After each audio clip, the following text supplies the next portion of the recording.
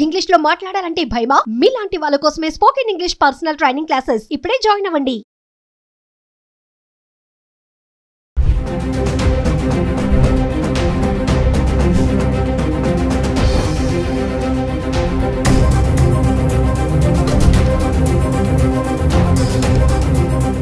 Suman TV ప్రేక్షకులకి నమస్తే. నా పేరు doctor Ramesh Kannaganti. I did my PhD in American studies from Delhi's Jawaharlal Nehru university school of international studies JNUలో చదువుకొని నేను అమెరికా ఇజ్రాయెల్లో కూడా చదువుకొని రావడం జరిగింది. సుమన్ టీవీ ప్రేక్షకుల ద్వారా మన తెలుగు వారికి ఎంతో కొంత మేలు చేయాలనే ఉద్దేశంతో సుమన్ టీవీ వారి కోఆపరేషన్తో మేము మొదలు పెడుతున్నాను. ఇవాళ అమెరికా వెళ్తానికి సంబంధించి ఎన్నో అపోహలు సందేహాలు ఉన్నాయి. అమెరికాలో చదువుకోవడానికి ఎటువంటి ఫెలోషిప్స్ ఉన్నాయి, అమెరికా ఎవరు వెళ్ళొచ్చు ఎవరు వెళ్ళకూడదు, వీసా ఎలా సంపాదించాలి, వీసా ఆఫీసర్ని ఎట్లా కరెక్ట్గా మనము ఎంగేజ్ చేయాలి, వాళ్ళకి right kind of me visa processing చేయడానికి సంబంధించిన అప్లికేషన్ ఎట్లా పెట్టాలి, వీటితో పాటుగా ఎన్నో సందేహాలు ఉన్నా కానీ నన్ను కన్సిడర్ చేయొచ్చు. ఇవాళ నేను మీ ముందర మాట్లాడబోయే అంశం ఏంటంటే ఇంపార్టెంట్ అంశము.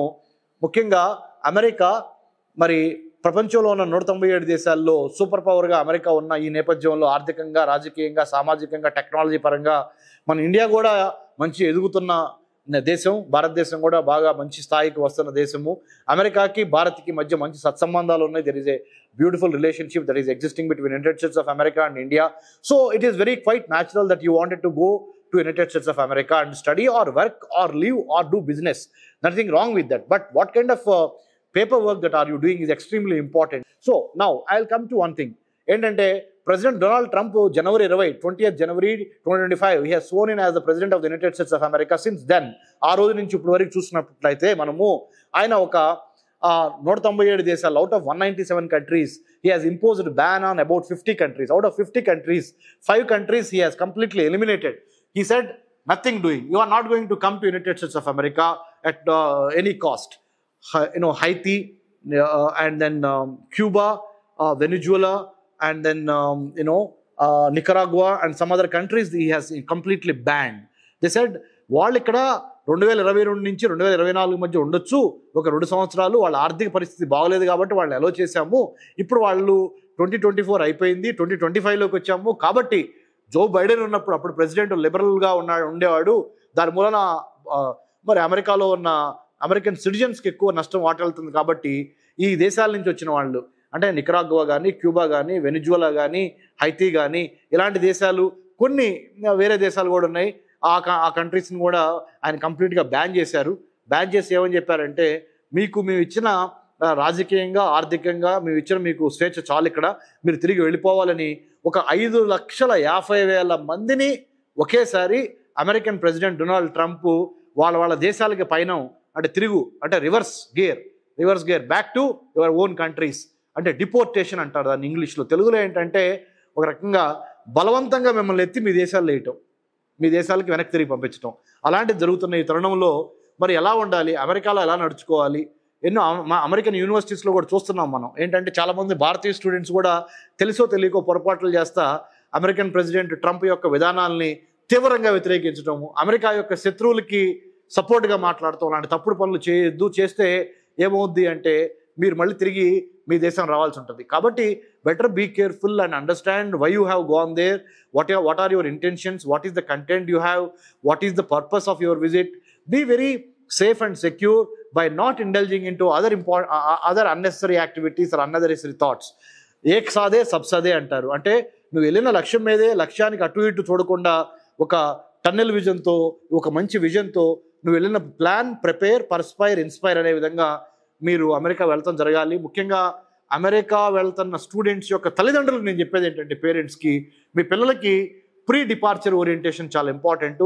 మన centre for human security studies మేము not for profit, not for political, not for government కాబట్టి మేము మీకు చాలా మంచి గైడెన్స్ ఇస్తాము. మేము లాభాపేక్షతో పనిచేయం కాబట్టి మా సుమన్ టీవీ ద్వారా, సుమన్ టీవీ ఇప్పుడు వాడవాడలా వ్యాపించి ఉన్నది కాబట్టి దేశాలు దాటి పల్లెటూరుల నుంచి ప్రతి ఒక్కళ్ళకి ఎంతో విలువైన సమాచారాన్ని సుమన్ టీవీ ద్వారా, ముఖ్యంగా విద్య అనేది మన హక్కు, విద్య అనేది మన తలరాతను మారుస్తుంది కాబట్టి విద్య కోసం మనం వేరే దేశాలు వెళ్ళేటప్పుడు ఎటువంటి స్కాలర్షిప్స్ ఉన్నాయి, వాటిని ఎలా సాధించాలనే దాని మీద దృష్టి పెట్టి, ముఖ్యంగా ట్రంప్ యొక్క ఆలోచన సరళి ఎట్లా ఉంది, ప్రస్తుత అమెరికా ప్రెసిడెంట్ ట్రంప్ యొక్క ఆలోచన సరళి ఎలా ఉంది, ఆ ఆలోచనకి తగ్గట్టుగా మనం తీర్చిదిద్దుకోవాలి. కానీ ఆయన ఆలోచనలకు భిన్నంగా మనం ప్రవర్తిస్తే మనకి చాలా ఇబ్బందికరమైన పరిస్థితులు ఉంటాయి అనేది మనం గమనించాల్సిన అవసరం ఎంతైనా ఉంది.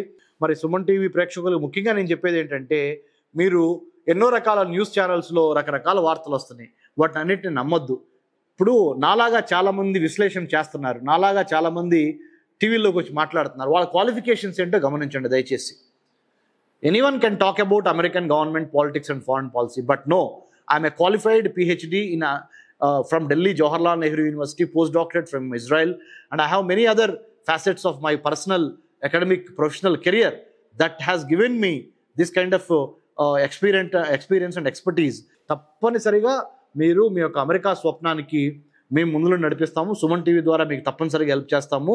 సో ఇదన్నీ మీరు దృష్టిలో పెట్టుకొని మీరు ముందరకు వెళ్ళాలని కోరుకుంటా.